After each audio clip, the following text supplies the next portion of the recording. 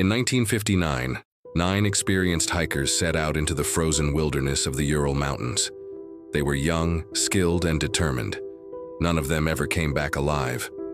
What was discovered weeks later remains one of the most chilling and mysterious cold cases in history.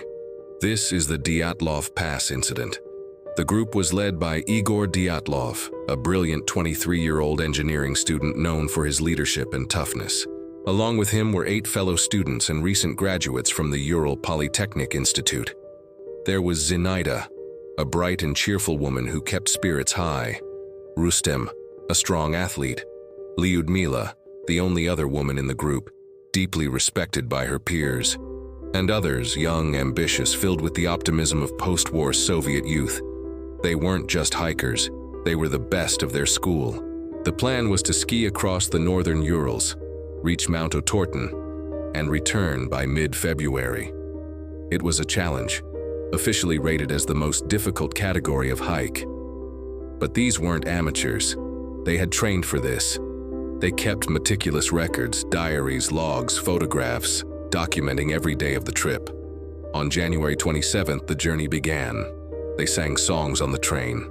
They joked in their journals about each other's clumsiness in the snow.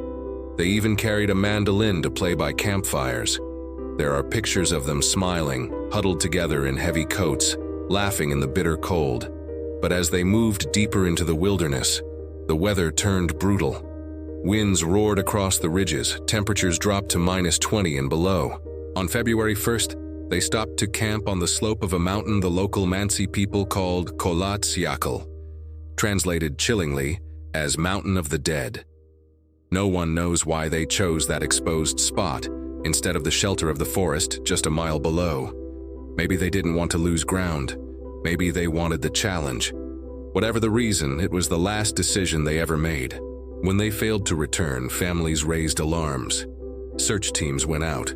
Weeks passed before the first signs were found, and what they discovered stunned everyone.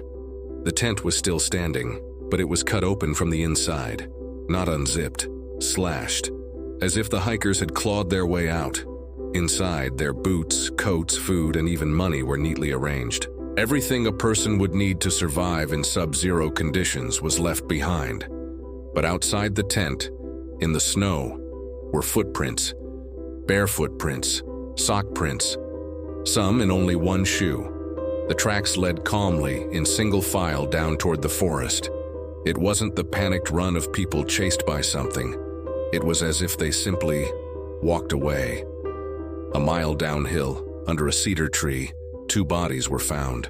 They were dressed only in underwear, their skin covered in burns, as if they had tried desperately to build a fire. The branches above were broken high up, suggesting one of them had climbed to look for the tent, or perhaps to escape from something. 3 more bodies were discovered between the tree and the camp, sprawled in the snow as if crawling back toward safety. Like the first 2, they had little clothing, nothing to protect them from the bitter night. The remaining 4 took longer to find. They were buried beneath 4 meters of snow in a ravine, and what searchers uncovered there shocked even the investigators. These hikers had catastrophic internal injuries, shattered ribs, crushed skulls, injuries described as comparable to a high-speed car crash, yet their bodies showed no external trauma, no cuts, no bruises. One woman was missing her eyes, another, her tongue. To make it even stranger, their clothes tested positive for radiation. 9 young people, all dead under circumstances so bizarre that even seasoned investigators were left speechless. Theories came quickly. The official explanation for years was simple: an avalanche. The tent was on a slope, they said. A wall of snow must have collapsed, forcing them to flee into the night. But this didn't fit. The slope was shallow, not steep enough for a major avalanche. And if snow had fallen, why were their footprints still visible? Why did they walk calmly, not run in terror?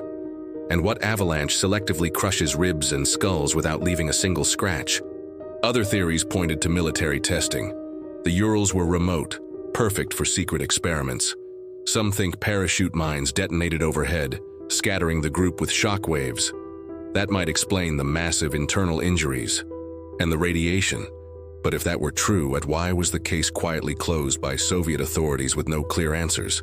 The local Mansi people were questioned, Could it have been an attack? But investigators found no evidence of struggle, no foreign footprints, no stolen belongings.